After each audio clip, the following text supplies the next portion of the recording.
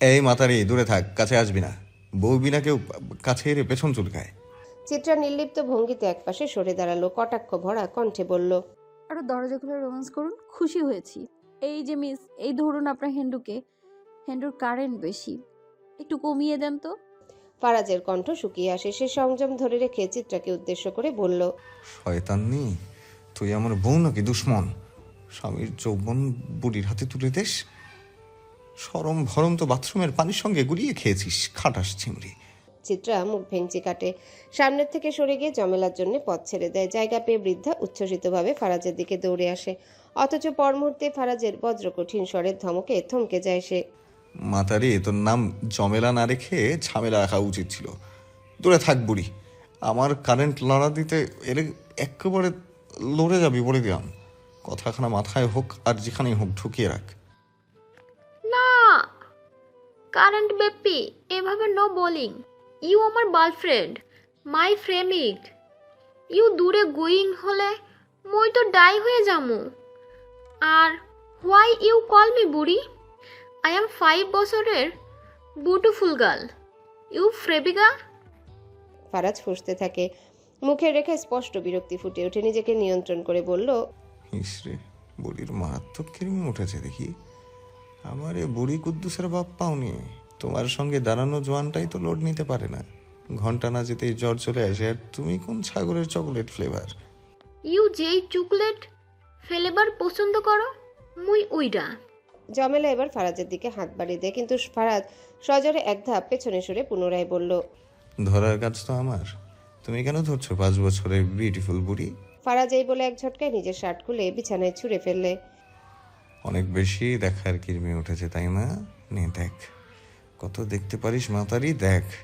এই চিত্রাঙ্গনা, তুমি রুম থেকে বের হও, আউট। বুড়ির কিরমি কতখানি তা আজকে দেখেই ছাড়বো। ফারাজ, বেশি হয়ে যাচ্ছে না? কথা কথা জামা কাপড় খুলতে হবে কেন? না দেখালে ভালো লাগে না? ফারাজ ঘাড় কাত করে চিত্রার দিকে তাকিয়ে সজোরে একটা ধমক দিয়ে বলল। Just out. চিত্রা ধমকে কিছু যায় আসে না। সে গম্ভীর শ্বাস ফেলে, মুখে কুঞ্চিত ভ্রুর ছায়া, মনে ঘূর্ণিঝড়। হায় আল্লাহ, এই লোকের একটুও লজ্জা নেই। জমেলা দাদির যে মানসিক সমস্যা আছে তা জানা সত্ত্বেও কি এমন নাটকীয়তা জরুরি ছিল? ফারাজ এবার নিজেই জমেলার দিকে এগিয়ে আসে, কিন্তু হঠাৎই বৃদ্ধা থমকে দাঁড়ায়, কাঁপা কাঁপা স্বরে বলে। আল্লাহ গো, আমি এখানে কেমনে আইলাম? ফারাজ ভ্রু উঁচিয়ে তাচ্ছিল্যের স্বরে বলে, কেন জানো না? তুমি তো নিজেই আমার কাছে কিরমি দূর করার জন্য নাচতে নাচতে চলে এসেছো। ঝামেলা না মানে জমেলা, চোনা পাখি। জমেলা কিংকর্তব্য বিমূঢ় হয়ে দাঁড়িয়ে থাকে। চিত্রা দ্রুত বিষয়টি সামলে দেওয়ার জন্য বলল, কিছু না দাদু, আপনি নিচে যান, আয়েশা খুঁজছে আপনাকে। জমেলা আর কিছু না বলে ধীর পায়ে দরজার দিকে এগোয়। দরজা বন্ধ হতে ফারাজ বিদ্যুৎ বেগে ছিটকে নিয়ে দেয়। তারপর দৃঢ় পদক্ষেপে চিত্রার দিকে এগিয়ে আসে, তার চোখে শীতলতা। তোমাকে আউট বলেছিলাম, শুনতে পাওনি? আউটের বাংলা জানি না, তাই দাঁড়িয়েছিলাম। চিত্রা মুখ বাঁকিয়ে বলল, ও আচ্ছা, জি। কাম। এবারে কাছে ডাকো কেন? ইংরেজি শিখাবা নাকি? আমি ইংরেজি জানি। Love you, hate you, fuck you. Faraz বড় বড় চোখ করে চিত্রার দিকে তাকায়, তওবা করে বলে, আস্তাগফিরুল্লাহ। এই জমজমের পানিটা কই রে? শালার আগুন সুন্দরীর আগুন বেড়ে গেছে দেখি। পানি ছিটিয়ে আগুন বন্ধ করতে হবে। তৃতীয় তলায় অবস্থিত অতিথিশালা। সচরাচর সেখানে পদচারণা ঘটে না, কেবল অতিথি এলে সাময়িক আনাগোনা হয়। এতদিন অভ্র নিস্তলার কক্ষে অবস্থান করেছিল, যদিও সে কক্ষটি তার পছন্দসই ছিল না। অবশেষে ফারাজকে অনুরোধ করে সে অতিথিশালার একটা কক্ষ উন্মুক্ত করিয়েছে। তদুপরি সে আর একাকী নয়, নতুন অতিথিরও আবির্ভাব ঘটেছে, যার জন্য পৃথক একটি কক্ষ বরাদ্দ করা হয়েছে। ফারাজ নিজ দায়িত্বে কক্ষসমূহ সুসজ্জিত করার ব্যবস্থা গ্রহণ করে। আয়েশা আর মিতালিকে পাঠিয়েছে তৃতীয় তলায়। কক্ষ দুটো পরিপাটি করার নির্দেশ দিয়েছে। অভ্র স্নান শেষে কক্ষে প্রবেশ করতেই নজর কাড়ল আয়েশার উপর। সে নিপুণ হাতে বিছানার চাদর টান টান করছে, প্রতিটা ভাঁজ নিখুঁতভাবে মেলাচ্ছে। নীরবে অবলোকন করলো দৃশ্যটি। অভ্র এক মুহূর্ত দাঁড়িয়ে রইল, তোয়ালে দিয়ে চুল মুছে তা কাঁধে ঝুলালো, তারপর বলল, একটা ময়লা যেন না পায়ও গোয়ালি। দেখুন, আমার একটা সুন্দর নাম আছে। তাতে আমার কি? জলদি কাজ শেষ করো গোয়াফা। ও মা, আপনি এত সুন্দর করে কথাও বলতে জানেন? সুন্দর করে আরো অনেক কিছু করতে পারি, করব। অভ্র ধীর পদক্ষেপে আয়েশার দিকে অগ্রসর হলে সে চমকে ওঠে। পলকেই তার সমস্ত অস্তিত্ব সংকুচিত হয়ে আসে। অনিশ্চয়তার শঙ্কায় আবরণে আবৃত হয় চেতনা। অভ্রর নৈকট্য অনুভব করতে সে স্বতঃস্ফূর্তভাবে চোখ মুদে নেয়, কিন্তু মুহূর্ত কয়েক অতিবাহিত হওয়ার পরও নিরবিচ্ছিন্ন নীরবতা বিরাজমান, কোনো অপ্রত্যাশিত স্পর্শ অনুভব হয় না। শ্বাসরুদ্ধ সময়ের অবসান ঘটিয়ে আয়েশা দ্বিধাগ্রস্ত ভঙ্গিতে চোখ মেলে তাকায়। অভ্র টি শার্ট পরে বোতাম লাগাচ্ছে, কলার ঠিক করে চুলে হাত বুলিয়ে ঝাড়ু হাতে দাঁড়িয়ে থাকা আয়েশাকে উদ্দেশ্য করে বলে, শালার মেয়ে মানুষ যে কি পরিমাণ আবেগী। এই বোন, তোরে এত আবেগ আসে কই থেকে? তুই কি ভাবছিস গোয়ালি আমি তোর দিকে এগিয়ে যাব? তুই চোখ বন্ধ করবি, তারপর আমি তোকে চুমু খাবো, আর তুই পরে চুমুকে দর্শন বানিয়ে আমাকে জোর করে বিয়ে করবি? মেয়ে তোর মাথা গু ভরপুর। গুয়ের ব্যবসাটা কবে শুরু করবে? আয়েশার আগে ঠোঁট উল্টায়। মন চাইছে নিজের মাথায় একটা বাড়ি মেরে বাঙ্গির ঝোল বের করতে। আসলেই তো সে কেন চোখ বন্ধ করে রেখেছিল? ছি, লজ্জার বিষয়। কিন্তু নিজের সম্মান ধরে রাখতে হবে। এই যে জীবনে এত পকেট মেরেও তো কখনো সম্মান হারায়নি সে, আর শেষে কিনা এই মুখলেসের কাছে হার মানবে? আয়েশা গর্জে ওঠে। শালা তুই কর ওই ভুংচুং ব্যবসা, রগবাজ কোথাকার। গু ব্যবসায়ী কোথাকার। তুই একটা শালা। আর তুমি আমার শালি, তোমার চড়াইতে মন চাই খালি। আয়েশা ক্ষিপ্ত হয়ে কিছু বলতে উদ্যত হয়, কিন্তু তার উচ্চারণ ও পথ খুঁজে পাওয়ার আগে দৃষ্টি আকৃষ্ট হয় বারান্দার দিকে। সেখানে দাঁড়িয়ে আছে এক দীর্ঘকায় পুরুষ। প্রসারিত আকাশের দিকে তাকিয়ে রয়েছে সে। পশ্চাদৃষ্ট থেকে মুখায়ব স্পষ্ট নয়, তবে সুঠাম দেহষ্ঠব এবং দৃঢ়ভঙ্গি তার অস্তিত্বে অনন্য আকর্ষণ সৃষ্টি করেছে। অন্ধকার ছায়ায় ঢেকে থাকা শারীরিক কাঠামো দেখে অনুমান করা যায় এ আগন্তুক সাধারণ কেউ নয়। কিন্তু কে এই ব্যক্তি? নতুন অতিথি? কাজ সমাপ্তির পর আয়েশা কক্ষ ত্যাগ করতে নিলে অভ্র হঠাৎ পেছন থেকে তাকে ডাকে। তার দৃষ্টি অনুসরণ করে আয়েশার চোখ পড়ে তার কক্ষের এক কোণে রাখা বাস্কেটের দিকে। সেখানে 2 জোড়া পোশাক অবিন্যস্ত অবস্থায় পড়ে রয়েছে। ছাই রঙের শার্টটি চিনতে আয়েশার বিলম্ব হয় না। অল্পক্ষণ আগেও সেটি অভ্রর দেহে শোভা পাচ্ছিল, কিন্তু কালো শার্টটি সেটা কার? অভ্র কোনো ব্যাখ্যায় না গিয়ে নির্দেশ দেয়, কাপড়গুলো ধুয়ে দিস, আর গিয়ে খাবার সাজা। খুব ক্ষুধা পেয়েছে। ভাই আর ভাবি খেয়েছে? রুমে খাবে? ঠিক আছে, এখন যা। কোনো প্রশ্ন না করে আয়েশা নির্ধারিত কর্তব্য পথে এগোয়। তবে অন্তরের এক কোণে জমে থাকা কৌতূহল এত সহজে মিলিয়ে যায় না। নতুন মুখটিকে উত্তর জানার তীব্র বাসনা একরাশ ধোয়ার মতো তার চিন্তা পথে ছড়ায়। অদেখার রহস্যের আবরণ আরো ঘন হয়ে আসে। ঘড়ির কাঁটায় 4টা বাজে। ফারাজের উন্মুক্ত বক্ষের উপর শায়িত চিত্রার আঙ্গুলগুলো ক্লান্ত মিহিভাবে হাত বুলিয়ে যাচ্ছে।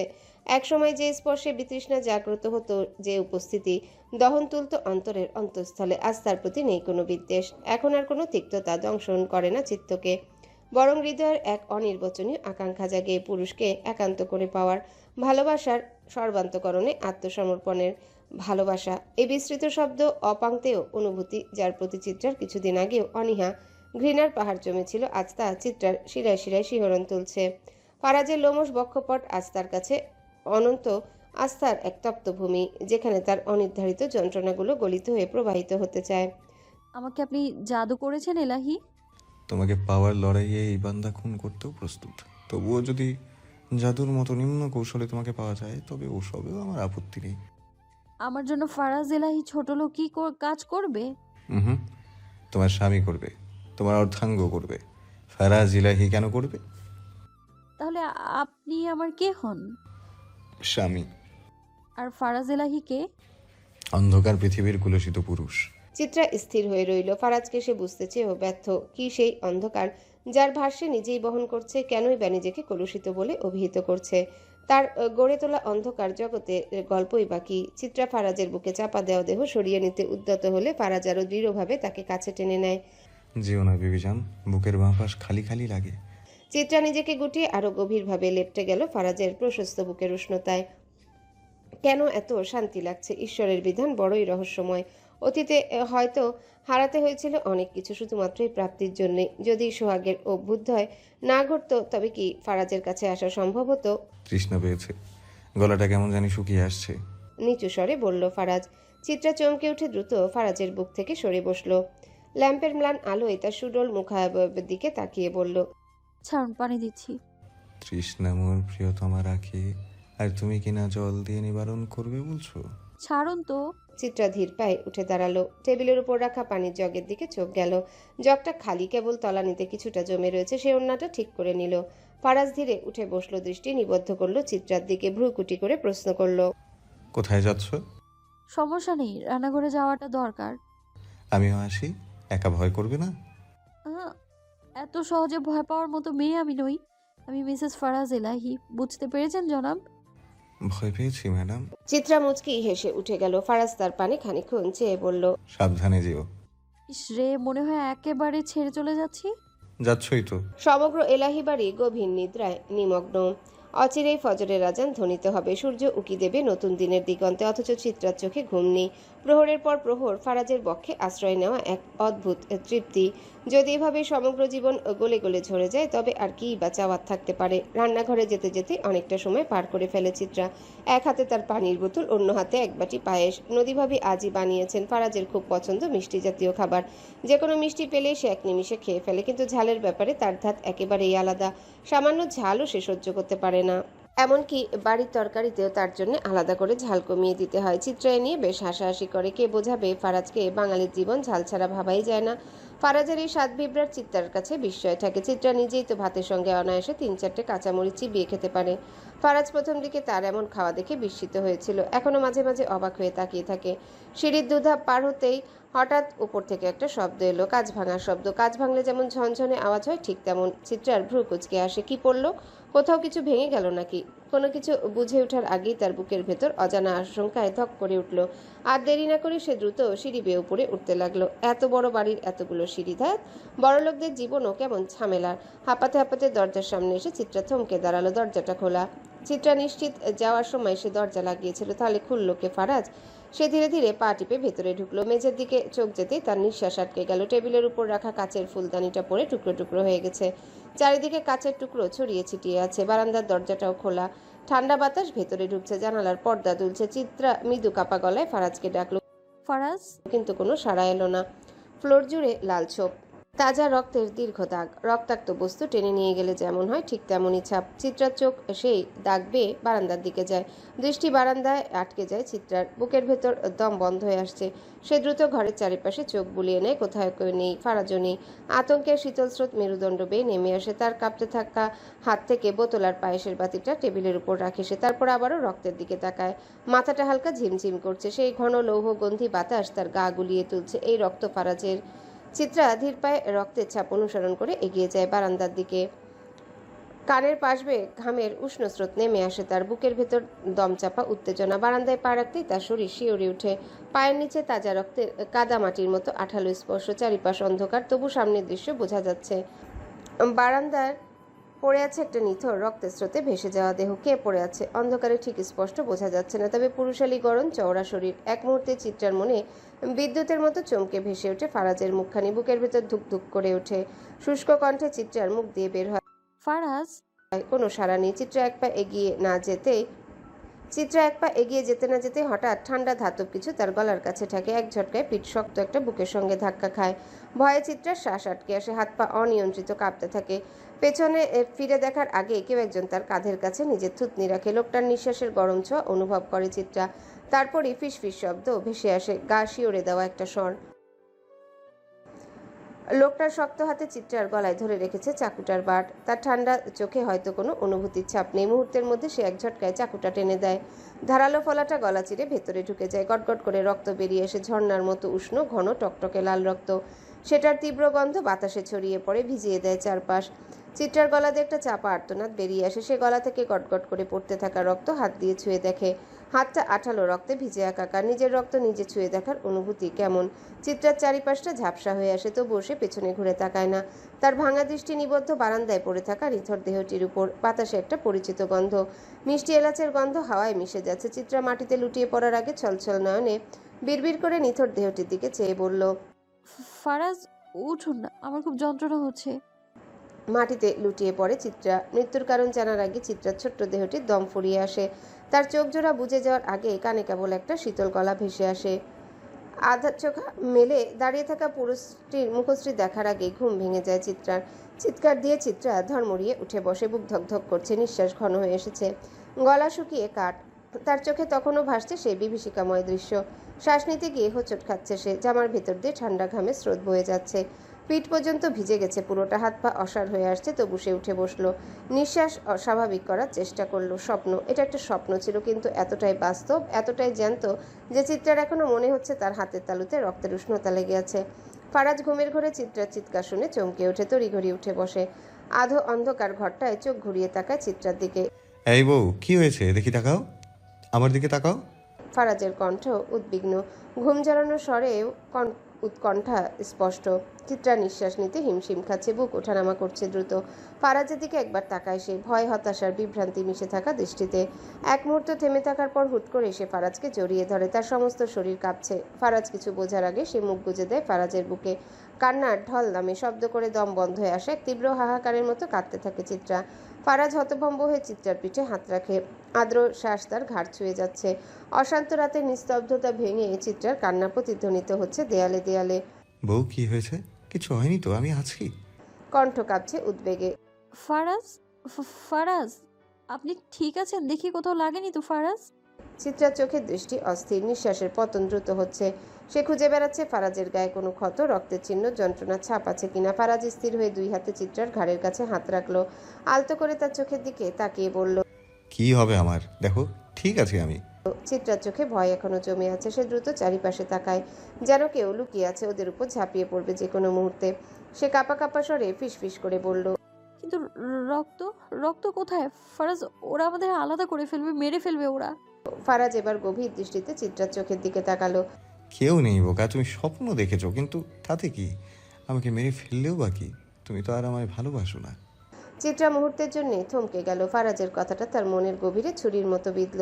চোখ ভরে এলো জলে, কাঁপা কাঁপা হাতে ফারাজের মুখটা ছুঁয়ে বলল, ভালোবাসি, ভালোবাসি আমি আপনাকে, আমি ভালোবাসি অনেক বেশি। তার কণ্ঠে আকুতি, হারানোর ভয় আর আবেগ একত্রে মিশ্রিত। চিত্রা শক্ত করে ফারাজকে জড়িয়ে ধরল, যেন কোনো শক্তি তাকে ছিনিয়ে নিতে না পারে। সে অনুভব করলো ফারাজের শরীরের উষ্ণতা, তার বুকের স্পন্দন। সে জানে যদি এক মুহূর্তের জন্য ফারাজ হারিয়ে যায়, সে হয়তো আর নিজেকে সামলাতে পারবে না। ফারাজ চুপচাপ চিত্রার চুলে হাত বুলিয়ে দিল। সে বুঝতে পেরেছে চিত্রার ভয় এখনো কাটেনি, তবে সে এটাও জানে ভয় আর অভিমানের মাঝে লুকিয়ে থাকে সত্যিকারের ভালোবাসা। ফারাজ মৃদু হাসলো। চিত্রার মুখ থেকে ভালোবাসি শব্দটা শোনার জন্য সে এতদিন অপেক্ষা করেছে, আজ বোধহয় অপেক্ষার সার্থক। বাহিরে মুষলধারে বর্ষণের করুণ সুর গর্জে উঠেছে নিশুতি রাতের নৈশব্দে। প্রকৃতির প্রলয় বুকে ঝাঁপিয়ে পড়েছে আকাশ থেকে। অঝোর ধারায় নেমে আসা বৃষ্টির ফোঁটাগুলি পাথরের মতো আছড়ে পড়ছে ভূমিতে। শিলাবৃষ্টির প্রচণ্ডতায় কেঁপে উঠছে চারিপাশ। অন্ধকারের বুক চিরে বিদ্যুতের ক্ষণিক ঝলক প্রতিধ্বনিত হচ্ছে ঘন ঘোর মেঘের গর্জনে। বাতাসে ক্রুদ্ধ কোনো শক্তির আস্ফলন। অস্থিরতার নৃত্য রচে চলেছে দরজা জানালার কপাটে। রাতের নিস্তব্ধতা গ্রাস করে নিচ্ছে সময়ের গতি, আর ঘড়ির কাঁটা ধীরে ধীরে অতিক্রম করছে তৃতীয় প্রহরের সীমানা। চিত্রা ফারাজের প্রশস্ত বুকে মাথা গুজে ঘুমোচ্ছে, ঠিক সদ্য ফুটন্ত ফুলের মতো। কাঁদতে কাঁদতে ঘুমিয়ে পড়েছে সেই কখন। ফারাজের চোখে ঘুম নেই, ওই যে ভালোবাসি শব্দটা তার ঘুম কেড়ে নিয়েছে সেই কবেই। ফারাজ ঘুমন্ত চিত্রার কপালে ঠোঁটের পরশ ছুঁয়ে দিয়ে চিত্রাকে আরও আগলে নেয়। শুই ফেলার জায়গা নেই তাদের মাঝে, এখন আর তাদেরকেও আলাদা করতে পারবেন না। সৃষ্টিকতা ব্যতীত তাদের আলাদা করার ক্ষমতার কারণেই চিত্রা নামক ফুল ফারাজের জন্যই ফুটেছে। ফারাজের হুকুম ছাড়া তার নুয়ে পড়া অনিষিদ্ধ। কিন্তু যদি হুকুম অমান্য হয়? ফারাজ মৃদু হাসলো। হুকুম অমান্য হলে গাছ উপড়ে ফেলতেও তার হাত কাঁপবে না। এলাহিরা আবার শিকড়সহ গাছ তুলতে জন্মগতভাবে পারদর্শী। মাহদি আজকাল একটু বেশি ব্যস্ত থাকে, দিন কিংবা রাত তাকে কাজের মাঝে হারিয়ে যেতে দেখা যায়। যদি কেউ জিজ্ঞাসা করে সে সঙ্গত কারণ দেখিয়ে বলে, ওভারটাইম যত কাজ তত বোনাস। মারিয়া এইসব শুনে আর কিছু জানতে চাইতে মন চায় না। সকালে সোনালি রোদ জানালার পর্দা ভেদ করে আসতেই আলো এসে পড়ল মারিয়ার মুখে। চোখ মেলে তাকাতেই দেয়াল ঘড়ির কাঁটায় 8টা বাজতে দেখল সে। শরীরটা যেন ভারী হয়ে এসেছে, মাথার ভেতর এক ধরনের ঝিমঝিম ভাব। সারা রাত এক মুহূর্তের জন্য চোখের পাতা এক করতে পারেনি সে। বমি আর তীব্র মাথা ব্যথায় পুরো শরীর অবশ হয়ে গেছে। মাহদি পাশে নেই। কাল রাতে হঠাৎ করে ফোন করে জানিয়েছিল তার ম্যানেজার করিম সাহেব স্ট্রোক করেছেন। করিম সাহেবের গ্রামের বাড়ি নরসিংদীতে, সেখানে তার পরিবার থাকলেও কিশোরগঞ্জে তিনি একা থাকেন। পাশে থাকার মতো আপনজন কেউ নেই দেখে মাহদি তাকে মানবতার খাতিরে হাসপাতালে নিয়ে যায় এবং সারা রাত সেখানেই কাটায়। যাওয়ার আগে সে ফোন করে মারিয়াকে জানিয়ে দিয়েছিল সবটা। বিয়ের পর এই 2 বছরে মাহদি এক রাতের জন্য তাকে ছেড়ে বাইরে থাকেনি, এটি প্রথমবার। তবে এতে অভিমান করেনি মারিয়া। একটা জীবন বাঁচানোর চেয়ে বড় কিছু হতে পারে না। ধীরে ধীরে মারিয়া উঠে বসলো। শরীর দুর্বল হলেও সংসারের সব দায়িত্ব এখন তারই কাঁধে। মার্জিয়া 2 দিন হলো বোনের বাড়িতে গেছেন। তার বোনের ছোট ছেলে মারা গিয়েছে, সেই শোক সামলাতে হবে না তাকে? এখনও ফেরার নাম নেই, তাই তো শ্বশুর বাড়ির সব দায়িত্ব তাকেই সামলাতে হচ্ছে। জান্নাতকে সব বুঝিয়ে দেওয়া যতটা কঠিন, তার চেয়ে বরং নিজে সব সামলে নেওয়াই সহজ মনে করে মারিয়া। বড় ভাবি হওয়ার পরও জান্নাতের সঙ্গে খুব একটা কথা হয়নি তার।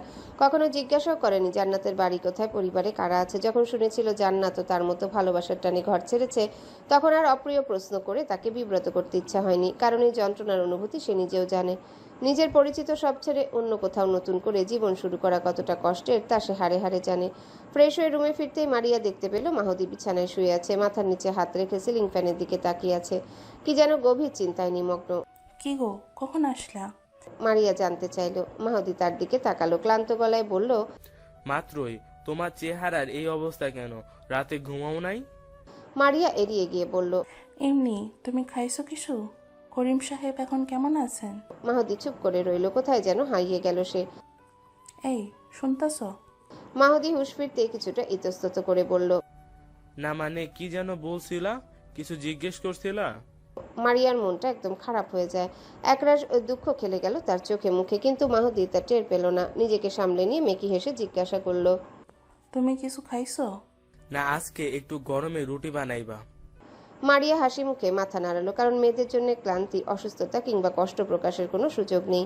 যদি সম্ভব হতো তবে এই সমাজ মৃত নারীর কাছ থেকে এক কাপ চায়ের আবদার করত। এলাহি বাড়ির কর্মচারীদের থাকার জায়গাটিতে আর চাপা উত্তেজনা, নিস্তব্ধ ঘরটিতে শুধুই চাপা গুঞ্জন। একেবারে শেষ কোণার ঘরটায় রাজন উপস্থিত, বিছানার সামনে দাঁড়িয়ে আছে সে, তার চোখ স্থির হয়ে আছে বিছানায় পড়ে থাকা নিথর দেহের উপর। সাদা শার্টের ভাঁজে ঢেকে থাকা দেহটা শূন্য দৃষ্টিতে তাকিয়ে আছে। ফর্সা গায়ের রঙের সঙ্গে শুভ্র শার্টটা মিশে একাকার, চোখের নিচে সুরমার কালো রেখা। রাজন সবসময় গায়ে আতর মাখে, চোখে সুরমা দেয়। তাকে দেখলে সহজে কেউ বাঙালি বলে ভাবতে পারে না। তার চেহারায় ভিন্ন কোনো দেশের আভিজাত্য লেগে আছে, এক অদ্ভুত সুশোভিত অভিজাত সৌন্দর্যের অধিকারী সে। কপাল চুলকে রাজন পাশে দাঁড়িয়ে থাকা এক কর্মচারীর দিকে তাকে গভীর স্বরে জিজ্ঞাসা করলো, রাতে তুই কোথায় ছিলি? খোকন মরলো কেমনে? লোকটা গলাটা একটু খাকারি দিয়ে কাপা কাপা কণ্ঠে বলল, যাই নাই ভাই, বাগানে আমি আর অনেকক্ষণ ঘুরলাম, তা এখন তো ভালোই ছিল। জানোস না কেন? এক লগে তো থাকোস। স্বরে চাপা রাগ। থাকি, কিন্তু ঘুমাই তো আলাদা ঘরে। আমার মনে হয় ঘুমের পাতালে বোবায় ধরছে। হেরে প্রায় ওই বোবা জিনে ধরে। কণ্ঠে ভয়, অথচ রাজন তা গায়ে মাখল না। বালের পেঁচাল পারিস না, তোর আব্বারা ধরছে না? লোকটা চুপ করে গেল, কিছু বলতে গিয়েও গলার কাছে আটকে গেল। ঘরের বাতাস থমথমে কুয়াশার মতো, ধোঁয়া ছড়িয়ে পড়ছে চারিদিকে। ফারাজ সিগারেট ধরিয়েছে, ধোঁয়ার আড়াল থেকে একবার লাশের দিকে তাকায় সে, নিস্পৃহ দৃষ্টিতে দেখে বলল। সকলের দৃষ্টি ফারাজের দিকে, সে নিঃশব্দে এক টান দেয়, তারপর নরম স্বরে বলে, কষা হয়েছে। দামড়া 1 মাস ধরে হাঁকতে না পেরে উপরে চলে গেছে, এখন সেখানে হাঁকতে হাঁকতে দিন কেটে যাবে। পেছন দিয়ে যেই সিলিন্ডার ঢুকাবে তাতে হাগা একেবারে ক্লিয়ার হয়ে যাওয়ার কথা। বলেই হো হো করে হেসে উঠে ফারাজ। রাজনের চোখ ধাক্কা খায় রাগে, বিরক্তির সুর গলায় ফুটে ওঠে, দেখ ফারাজ, এটা ফাইজলামির সময় না। এই নিয়ে বাড়ির 3 জন লোক মরছে। Yes bro. ফারাজ আবার হাসলো। অভ্র মাছ থেকে হুট করেই বলে উঠল। রাজনের মুখ শক্ত হয়ে যায়, ঠোঁটের কোণে ব্যথার এক রেখা ফুটে ওঠে। আমার লোক মাইরা নায়ক সাজার কিছু নাই।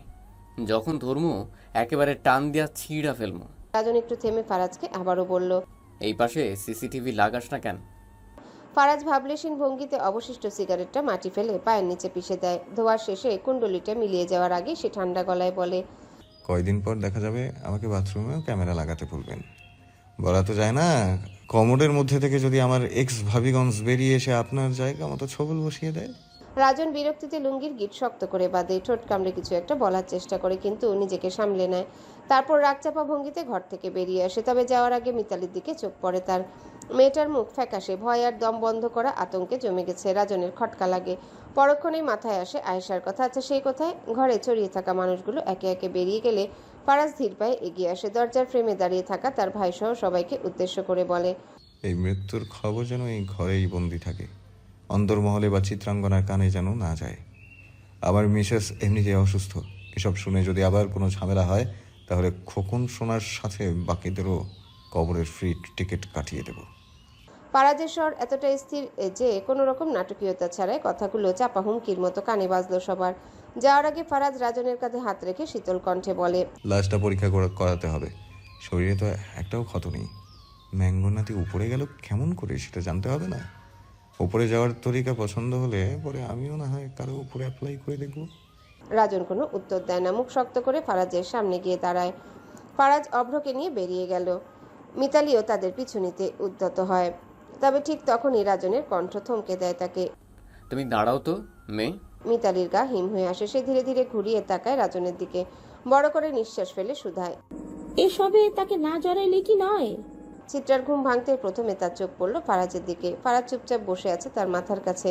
চিত্রার চোখ মুখ মুহূর্তে উজ্জ্বল হয়ে উঠল, যেন ফারাজ ঘুম ভাঙার পর দেখা প্রথম সকালের আলো। সে তড়িঘড়ি উঠে বসতে চাইল, কিন্তু হঠাৎ একটা যন্ত্রণা শিহরণ বয়ে গেল শরীরের ভেতর দিয়ে। সর্বনাশ, এতক্ষণ ধরে সে ঘুমিয়েছে, কখনো তো এত দেরি করে ঘুম থেকে ওঠেনি। বাম হাতটা নাড়াতে গিয়ে সূচ গেঁথে দেওয়ার মধ্যে যন্ত্রণা অনুভূত হলো। ফারাজ দ্রুত তার হাতের উপর নিজের হাত রাখলো। আস্তে, ব্যথা করছে দেখি। আলতো করে চিত্রার হাতের আঙ্গুল ছুঁয়ে দিল এক নরম চুমোয়। এখন ওঠার দরকার নেই, ফারাজ শান্ত স্বরে বলল। তবে প্রেশারটা মাপা দরকার। চিত্রা কিছুটা ক্লান্ত স্বরে ফিসফিস করে জানতে চাইল। কখন উঠেছেন আপনি? ফারাজ তাকালো জানালার দিকে। এক দীর্ঘ নিঃশ্বাস ফেলে সে বলল, মধ্যরাতে। ফারাজ প্যান্টের পকেট থেকে ফোন বের করে কাকে যেন কল করে রুমে আসতে বলল। কথা শেষে আবারও চিত্রার দিকে ফিরে তাকালো। তার দৃষ্টি নিবদ্ধ। সে চোখের ভাষায় কিছু বলতে চায়। রুমের টেবিলে খাবার সাজানো, ওষুধগুলো গুছিয়ে রাখা, এইসবই ফারাজের যত্নের নিদর্শন। চিত্রা বিস্ময়ে তাকিয়ে রইল। লোকটার ভালোবাসা বুঝতে কি অনেক দেরি করে ফেলেছে সে? তাকে কি বেশি অপেক্ষা করিয়েছে? ফারাজ নরম স্বরে বলল, গোসল করলে ফ্রেশ লাগবে। আজকে তো ঢাকায় যেতে হবে। মিতালিকে ডেকে ব্যাগ গুছিয়ে দিতে বলছি। তুমি না হয় মুখে মুখে একটু বলে দিও কি কি প্যাক করতে হবে। বিছানা থেকে ওঠার দরকার নেই। চিত্রা মাথা নাড়িয়ে মৃদু হাসলো। বিছানায় বেশিক্ষণ থাকলে আমার শরীর ব্যথা করে, এখনো করছে। ফারাজ কিছু বলার আগে চিত্রা হঠাৎ তার দিকে এগিয়ে এলো। কোনো পূর্বাভাস ছাড়াই ফারাজের ওষ্ঠে ছড়িয়ে দিল গভীর ভালোবাসার মাদকতা। ফারাজ হতবাক। চিত্রা নিজে থেকে এতটা কাছে এলো, তার বিস্ময়ে চোখ বড় হয়ে গেল। হৃদস্পন্দন ও মুহূর্তেই দ্বিগুণ গতিতে বাড়ল। এতদিনের অপেক্ষার পর চিত্রার স্পর্শ বাস্তবের চেয়ে স্বপ্নের মতো মনে হচ্ছে। ফারাজ নিজেকে আর সংযত রাখতে পারল না। চিত্রার সাথে তাল মিলিয়ে আরও কাছে এগিয়ে গেল। ঠিক তখনই দরজায় কড়া নাড়ার শব্দ। চিত্রার সঙ্গে সঙ্গে লজ্জায় সরে গেল। সাজ কিঞ্চিত দ্রুত হয়ে এসেছে তার। চোখ তুলে তাকানোর সাহস পেল না। মাথা নিচু করে কাপা কণ্ঠে বলল, কে যেন এসেছে। ফারাজ এক মুহূর্ত চিত্রার মুখের দিকে তাকিয়ে থাকলো। এই মুহূর্তের উষ্ণতা সে মনে গেঁথে রাখতে চায়। আমি দেখছি। চিত্রা ওড়নাটা ভালো করে শরীরে জড়িয়ে নিল, মাথার উপর টেনে দিল ঘোমটা। ফারাজ দরজা খুলে সামনের দিকে এগিয়ে এলো। আর তার ঠিক পেছনে রুমে ঢুকলো এক লম্বা চওড়া উজ্জ্বল শ্যামবর্ণের পুরুষ। লোকটির চেহারা এক ধরনের গাম্ভীর্য, তবে তার দৃষ্টি সোজাসুজি চিত্রার দিকে পড়ল না। চিত্রা এক নজর তাকিয়ে দ্রুত চোখ নামিয়ে ফেললো। ফারাজ হাত বাড়িয়ে লোকটাকে বসার জায়গা দেখিয়ে বলল, এখানে বসো। চিত্রা, উনি নিউরো সার্জন ডক্টর বজ্র কায়সার। আর বজ্র, এ হচ্ছে আমার মিসেস চিত্রা এলাহি। বজ্র চিত্রার দিকে তাকিয়ে সৌজন্যমূলক হাসলো। আপনার কথা অনেক শুনেছি ভাবি। বজ্র বলল নরম কণ্ঠে। চিত্রা অবাক হয়ে এক মুহূর্ত বজ্রের দিকে তাকিয়ে রইল, তারপর জিজ্ঞাসা করলো, কার কাছে শুনেছেন? বজ্রের উত্তর দেওয়ার আগেই ফারাজ বলে উঠল, আমার কাছে। বজ্র আমার বন্ধু। ডেনমার্কে ওর একটা প্রাইভেট হাসপাতাল আছে। দেশে এসেছে একটা জরুরি কাজে। যতদিন কাজ শেষ না হয় ততদিন এখানেই থাকবে। বজ্রের ঠোঁটের কোণে তীক্ষ্ণ এক হাসি ফুটে উঠল। সেই হাসির ব্যাখ্যা নেই, ঠোঁটের কোণে ফুটে ওঠার আগে মিলিয়ে যায়। চিত্রা আলতো হেসে বলল, তাহলে তো এখন থেকে রোজ আমাদের দেখা হবে। বজ্র তার গাঢ় কালো চোখে চিত্রার দিকে একবার স্থির দৃষ্টিতে তাকালো। সেই একই রহস্যময় নীরব হাসি হেসে মৃদুস্বরে বলল, হ্যাঁ রোজ। যাক, অবশেষে আমাদের সাক্ষাৎ তো হলো। সংসার কোমল ফুলের মতো, যার সৌন্দর্য যত্নে টিকে থাকে কিন্তু অবহেলায় ঝরে যায়। যেমন একটি ফুলকে সতেজ রাখতে পানি, আলো আর যত্ন প্রয়োজন, তেমনি সংসারের সৌন্দর্য ভালোবাসা, বিশ্বাস আর ত্যাগের উপর নির্ভরশীল। ফুল যেমন কাঁটার সঙ্গে থাকে, সংসারে সুখের পাশাপাশি দুঃখের কাঁটা লেগে থাকে। তবে সেই কাঁটা এড়িয়ে যত্ন আর মায়ায় গড়া সংসারই একদিন সুবাস ছড়ায়। যেমনভাবে একটি ফুটন্ত ফুল তার সৌন্দর্যে সবাইকে মোহিত করে। সংসার নামের সম্পর্কটা মোহনার জন্য একটা দায়, একটা বোঝা। দুপুরে গোসল সেরে এসে আয়নার সামনে দাঁড়িয়ে নিজেকে দেখে সে। তার সংসার টিকে আছে ঠিকই, তবে ভালোবাসার পরশে নয়, দায়িত্বের ভারে, আত্মসম্মানের দেয়ালে ঠেকে। আজ জুনের 19 তারিখ, সাল 2022। 5 বছর আগে সেই দিনের কথা মনে পড়ে তার। রোশানের সঙ্গে বিয়েটা কেমন যেন অদ্ভুতভাবেই হয়েছিল। এক দেখাতেই রোশান তাকে বিয়ে করে ফেলে, কিন্তু কেন? সেই প্রশ্নের উত্তর আজও অজানা। তবে মোহনা জানে, রোশানের সৌন্দর্যের প্রতি এক অমোঘ আকর্ষণ আছে, সবকিছুর চেয়ে বেশি টান সুন্দর জিনিসের প্রতি। রোশান যখন একদিন হঠাৎ করে শাহবাগে আসে, মোহনার সঙ্গে দেখা হয় তার। শাহবাগের উষ্ণ বাতাসে তখনও মোহনার প্রথম প্রেমের স্মৃতি মিশেছিল। সে তখনও ওই প্রাণের শহরকে ছাড়তে পারেনি, কারণ তার হৃদয়ের এক টুকরো তখনও সেখানে রয়ে গিয়েছিল। এক দেখাতেই রোশান মোহনাকে বিয়ের প্রস্তাব দেয়, কিন্তু মোহনা রাজি হয়নি। রাজি হয়েছিল তখন যখন জানতে পেরেছিল রোশানের ভাই ফারাজ এলাহি।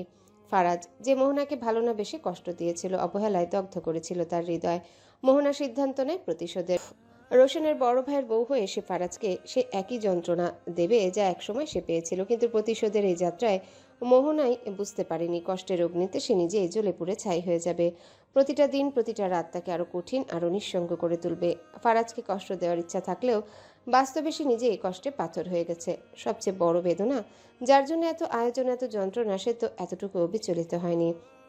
ফারাজ দিব্যি সংসার করছে, তার স্ত্রীর সঙ্গে সুখে শান্তিতে দিন কাটাচ্ছে। মোহনার দুঃখ, তার অশ্রু, তার সমস্ত প্রতিশোধই অন্তহীন শূন্যতায় বিলীন হয়ে গেছে। শুধু মোহনা জানে এই যন্ত্রণার ভাষ্যে আজীবন বয়ে নিয়ে যাবে। রোশান মোহনাকে ভালোবাসে, এতে কোনো সন্দেহ নেই। বিয়ের পর মোহনার আত্মবিশ্বাস ছিল রোশান আর কোনো নারীর সান্নিধ্যে যায়নি। পুরনো অভ্যাস বদলাতে সময় লেগেছে, কিন্তু সে বদলেছে। তবুও মোহনার চোখে রোশান এক পাপী নোংরা পুরুষ। নোংরা পুরুষ হওয়ার জন্য অন্য নারীর দিকে চোখ দেওয়াটা জরুরি নয়। নোংরা মন মানসিকতা পোষণকারী ব্যক্তিও নোংরাই হয়। কিছুদিন আগে মোহনা গর্ভ পরীক্ষা করিয়েছিল, ভাগ্যিস সে গর্ভবতী হয়নি। আর কত অনাগত প্রাণের মৃত্যু দেখবে। মোহনা ব্যর্থ, মা হিসেবেও স্ত্রী হিসেবেও। স্বামী খারাপ হলেও স্ত্রীকে ভালোবাসতে হয়, সমাজ এটাই বলে, কিন্তু মোহনা পারেনি। তার মন আজও অন্য কারো বন্দিশালায় পড়ে আছে। এমন নারীর মা হওয়ার যোগ্যতা রাখে না, স্ত্রী হওয়ারও নয়। তারা পাপী, কুলসিত। তবে মাঝে মধ্যে রোশানের জন্য খুব খারাপ লাগে তার। যেই রোশান তাকে ভালোবেসেছিল তার আর আজকের রোশানের মধ্যে বিস্তর ফারাক। আজকের রোশানকে সে নিজের হাতে পাপের জগতে ঠেলে দিয়েছে। হয়তো তাই নিয়তি তাকে ধুকে ধুকে পাপের শাস্তি দিচ্ছে। মোহনার তোয়ালে খুলে চুল ঝেড়ে বারান্দায় গিয়ে দাঁড়ায়। পায়ে মোটা 2 জোড়া রূপার নুপুর পরে বারান্দায় গিয়ে দেয়ালের সঙ্গে পিঠ ঠেকিয়ে দূরের জঙ্গলের দিকে তাকিয়ে গুনগুন করে একটা রবীন্দ্রসঙ্গীত গায়। ভালোবেসে সখী নিভৃত যতনে আমার নামটি লিখো তোমার মনের মন্দিরে। ভালোবেসে সখী নিভৃতে যতনে আমার নামটি লিখো তোমার মনের মন্দিরে। আজ আকাশ পরিষ্কার, তবে রাস্তায় কোথাও কোথাও বৃষ্টির পানি জমে আছে। বর্ষার এটাই সবচেয়ে বিরক্তিকর দিক। মেঘলা স্নিগ্ধ আকাশ মনকে প্রশান্তি দিলেও নিচে জমে থাকা পানির কাদা ও স্যাঁতস্যাঁতে পরিবেশ চলাচলে বিঘ্ন ঘটায়। দূরে মহিলা সরকারি স্কুলের সামনে বিস্তৃত মাঠ, যার ওপার দিয়ে বড় সড়কে উঠতে হয়। সেখান থেকে সরু পথগুলো এঁকে বেঁকে ছড়িয়ে পড়েছে চারিদিকে। মাহাদি একটা সরু পথে হাঁটছে। রাস্তার দুপাশে সারি সারি সুপারি গাছ, বাতাসে তাদের সরু পাতাগুলো ধিল্লয়ে দোল খাচ্ছে। দুপুরের এই সময়টায় এদিকটায় মানুষের আনাগোনা প্রায় নেই বললেই চলে। চারপাশ অদ্ভুত নিস্তব্ধতায় আচ্ছন্ন। সামনে জঙ্গলের মতো ঘন গাছপালার এক অংশ পেরোলেই বিশাল বিল। বর্ষার জলে থই থই করা সেই বিলটি আশেপাশের মানুষের কাছে পরিচিত লাল শাপলার জন্য, যা পানির বুকে ছড়িয়ে পড়ে এক মনোমুগ্ধকর দৃশ্য তৈরি করে। মাহাদি খানিকটা এগিয়ে গিয়ে একটা সুপারি গাছের সঙ্গে হেলান দিয়ে দাঁড়ায়। তার চোখ অস্থির, যেন কারো জন্য অপেক্ষা করছে। প্রতিদিন এই পথ ধরে 2টি মেয়ে স্কুল থেকে বাড়ি ফিরে। সরকারি কলেজের ছাত্রী তারা, তবে সরাসরি বাড়ি না গিয়ে পথে সময় নেয়। কারণ ফেরার পথে লাকড়ি সংগ্রহ করে, কখনো শুকনো পাতা কুড়িয়ে নেয়, কখনো কাঠের বোঝা বয়ে আনে। আজও ঠিক এই সময়ে আসবে তারা। মাহাদির মনে এক অদ্ভুত মায়া জাগে ওদের জন্য। বয়সী বা কত, একজন 14-15, অন্যজন 7-8, অথচ সংসারের কাজে তাদের কাঁধেই বোঝা। ক্ষুধা পেয়েছে মাহাদির। সকালে কিছু খেয়ে বের হয়নি, কাজেও যায়নি আজ। অনর্থক এদিক ওদিক ঘুরে বেড়াচ্ছে। ম্যানেজার করিম সকালে মারা গেছেন। হাসপাতাল থেকে খবর এসেছে, কিন্তু মাহাদি যায়নি। আশ্চর্যজনকভাবে তার ভেতর কোনো অশান্তি নেই, আবার শান্তিও নেই। কি করলে ভালো লাগবে সেটাই বুঝতে পারছে না। চোখ বন্ধ করে গাছের গায়ে হেলান দিয়ে কিছুক্ষণ দাঁড়িয়ে থাকে। হঠাৎ হাসির শব্দে চমকে চোখ মেলে তাকায়। মেয়ে দুটো কাঠের বোঝা মাথায় নিয়ে গল্প করতে করতে বাড়ির পথে হাঁটছে। মাঝে মাঝে খিলখিলিয়ে হেসে উঠছে তারা। মাহাদি আলগোছে হাত দিয়ে চুল ঠিক করে সোজা হয়ে দাঁড়ায়। ঠিক তখনই ছোট মেয়েটি হোঁচট খেয়ে পড়ে যেতে গিয়েও নিজেকে সামলে নেয়। তবে তার হাত থেকে একটা লাকড়ি গড়িয়ে পড়ে মাটিতে। একটি পড়া মানেই সব নামিয়ে আবার নতুন করে আঁটি বাঁধতে হবে, একা হাতে কুড়িয়ে নেওয়া সম্ভব নয়। বড় বোনটি এগিয়ে এসে নিজের লাকড়িগুলো নামিয়ে ওকে সাহায্য করতে যাবে, ঠিক তখনই পেছন থেকে গম্ভীর ভারী এক পুরুষালী কণ্ঠ ভেসে আসে। মেয়ে দুটো থমকে দাঁড়ায়, ধীরে ধীরে পেছনে ফিরে তাকায়। মাহাদির চোখে স্থিরতা, মুখে সৌজন্যমূলক হাসি। দাঁড়াও, আমি উঠাইয়া দেই। শান্ত কণ্ঠে বলল সে। জোহান উপরে শুয়ে আছে, পরনে কালো শার্ট। রাতভর নেশা করে ফিরেছে। বিকেল গড়িয়ে গেলেও তার মাথা ঝিমঝিম করছে, শরীরে ক্লান্তি চেপে বসেছে। ঘরটাও তেমনই বিধ্বস্ত, জিনিসপত্র এলোমেলো। এক কোণে পড়ে আছে তার গিটার, ধুলোর আস্তরণ জমেছে স্ট্রিংয়ের উপর। রুমানা আয়েশাকে ওর ঘরে পাঠিয়েছে। আয়েশা দরজার কাছে দাঁড়িয়ে ধীরে ধীরে ডাক দিল, জোহান ভাই।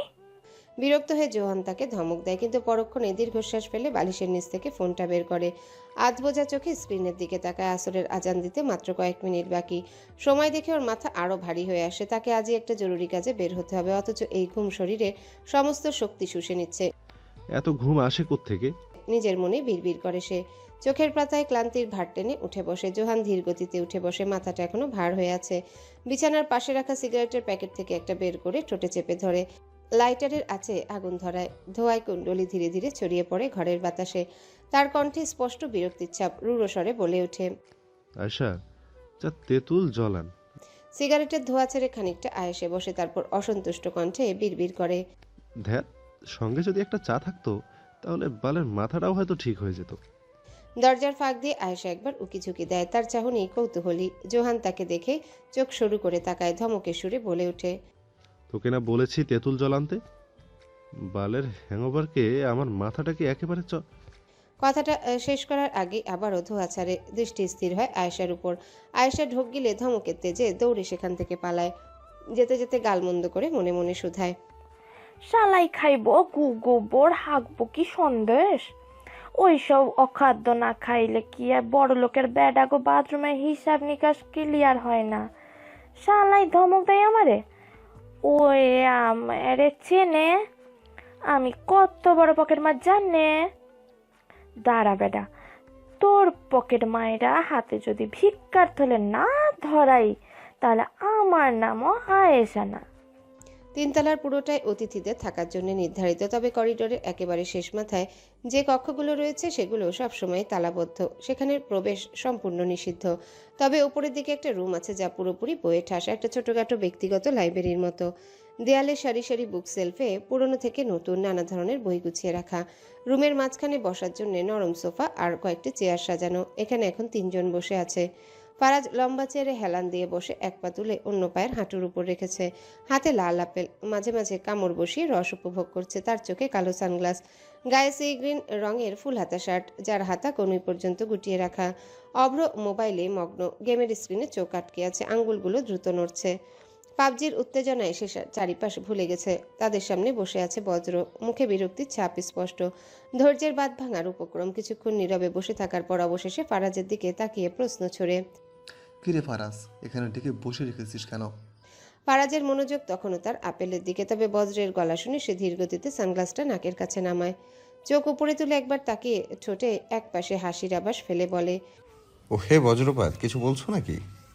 বজ্রের ধৈর্যের বাঁধ ভেঙে যায়। সে কপালে ভাঁজ ফেলে বলে ওঠে, আরে ভাই, এ ঘরে ডাকলি কেন? ফারাজ আবার আপেলে কামড় বসিয়ে অনায়াস ভঙ্গিতে বলে, তুই আসছিস কেন? বজ্র কিছুটা রাগ নিয়ে বলে, তুই ডাকছিস যে? ফারাজ এবার চোখের উপর দিয়ে সানগ্লাসটা ঠেলে আবার ঠিক জায়গায় বসিয়ে নেয়। তারপর ঠোঁট বাঁকিয়ে হেসে বলে, জাহান নামে ডাকলেও যাবে? যা, না চাইলেও সঙ্গে করে তোকে নিয়ে যাব। লাভিং করি যে তোকে। অভ্র হঠাৎই এক ঝটকায় ফোনের স্ক্রিন থেকে চোখ তুলে ফারাজের দিকে তাকায়। চোখে মুখে বিরক্তি টেনে বলে, এই ভাই, ছোট লোকে কথা বলবেন না। এমনিতেই স্ত্রীহীনা এতিম পুরুষ আমি, তার উপর ছোট লোকে ইংরেজি বলে আমার নারী ভুড়ি নাড়িয়ে দেওয়ার কোনো মানে হয় না। ফারাজ ঠোঁট বাঁকিয়ে তাচ্ছিল্যের হাসি দেয়। আসছে আমার বড় লোকের ছামাল, নবাবী সেমাই। অভ্র বিন্দু মাত্র দমে না গিয়ে তৎক্ষণাৎ জবাব দেয়, আপনার মতো এলাচ হওয়া থেকে শ্যামাই হয় ভালো, অন্তত গিলে ফেললে পেটে গিয়ে শান্তি দেবে। আপনাকে তো গিলার আগে ডাস্টবিনে ফেলে দিতে হয়। ফারাজের ঠোঁটের হাসি মিলিয়ে যায়। সানগ্লাসের ভেতর থেকে তার দৃষ্টি তীক্ষ্ণ হয়ে ওঠে। অভ্র এক মুহূর্ত চুপ মেরে যায়। ফারাজ কয়েক সেকেন্ড স্থির তাকিয়ে থাকে, তারপর হঠাৎই হাসে। সে এবার বজ্রের দিকে তাকিয়ে বলে, সার্জন, তোমার কাজ হচ্ছে সার্জারি করা। তোমাকে দেশে আনা হয়েছে কেন জানো তো? তোর কাজ ভাই কিডনি, লিভার, চোখ সবকিছু বের করে আনা। আর আমার কাজ? ফারাজ মুচকি হেসে ফের বলে, করে যেটা বের করা আমার কাজ। সন্ধ্যা নেমেছে। আকাশ জুড়ে লালচে আভা, যেন রক্তের দগদগে দাগ লেগে আছে। বাতাস ভারী হয়ে উঠেছে অজানা উত্তেজনায়। বাড়িতে এই মুহূর্তে জান্নাত আর মারিয়া ছাড়া কেউ নেই। জান্নাত উঠানে গাছগুলো ছাঁটাই করতে ব্যস্ত। চিত্রার হাতে লাগানো গাছগুলো পরম যত্নে ছাড়ছে সে। মেয়েটা কাজের ছিল, হাতে গাছের পরশ পড়লেই তা ফুলে ফুলে ভরে উঠত। মারিয়া বারান্দা থেকে কাপড় তুলে ফেলে আকাশের দিকে তাকায়। সূর্য ডুবে গেছে, পাখিরা নিড়ে ফিরছে ব্যস্ত পায়। তবে আকাশের লালচে রঙে অস্বস্তি জাগে তার মনে। কাপড় গুছিয়ে মারিয়া ঘরের দিকে এগোয়। শ্বশুরটা বিছানায় একা পড়ে আছে, তাকে ওষুধ দিতে হবে। তার আগে একটা কয়েল ধরিয়ে আসতে হবে। বড় ঘরে পা রাখতে হঠাৎ জান্নাত বাহির থেকে ছুটতে ছুটতে এসে দরজা বন্ধ করে দেয় প্রচণ্ড শব্দে। মুখে ভয় জমে আছে, নিঃশ্বাস অস্থির। ভাবি ভাবি কারা যেন আইছে, কালো গাড়ি, তাগড়া মরদ, কালো পোশাক পরা, আমাগো বাড়ির দিকেই আসতেছে। মারিয়া থমকে দাঁড়ায়, তার দৃষ্টি দরজার দিকে আটকে যায়। পরক্ষণে দরজায় প্রচণ্ড আঘাত ধাক্কা দেয় তার কানে, গায়ে মনে ধকধক করে ওঠে বুকের ভেতর। ভাবি ওরা চইলে আসছে। জান্নাত ফিসফিস করে, গলাটা আতঙ্কে কাঁপছে। মারিয়া শ্বাস নিতে ভুলে যায় এক মুহূর্তের জন্য, তারপর আস্তে শুধায়, আবার কোনো বিপদ আইলো? ফারাজ বারান্দায় দাঁড়িয়ে বেশ কিছুক্ষণ ফোনে জরুরি কথা বলে রুমে ফিরে এলো। গায়ে কালো রঙের টি শার্ট ও ট্রাউজার। রুমে ঢুকে দেখলো চিত্রা খাটে বসে মনোযোগ দিয়ে খবরের কাগজ পড়ছে। ইদানিং পত্রিকা আসার সঙ্গে সঙ্গে চিত্রা নিচ থেকে তা তুলে নিয়ে আসে, তারপর সারাদিন সেটাই পড়ে কাটিয়ে দেয়। ফারাজ রুমে ঢোকার পরও চিত্রার দৃষ্টি কাগজের পাতায় নিবদ্ধ। কিছুক্ষণ দাঁড়িয়ে সে বিরক্ত চোখে তাকিয়ে থাকলো, তারপর ভ্রুকুটি করে বলল, আগুন সুন্দরী, একবার আমার দিকে তাকাবে? চিত্রা কোনো রকম প্রতিক্রিয়া দেখালো না। তার দৃষ্টি এখনো পত্রিকাতেই আটকে। ফারাজের ভেতর অস্বস্তি আর বিরক্তি জমতে লাগলো। ধীর পায়ে এগিয়ে গিয়ে একটানে খবরের কাগজটা কেড়ে নিতে চিত্রা চমকে উঠল। আরে এভাবে নিলেন কেন? আমি তো এখনো শেষ করিনি। ফারাজ কাগজের ভাঁজ খুলে চোখ বুলিয়ে বলল, এসব কি দেখছিলে? কেন?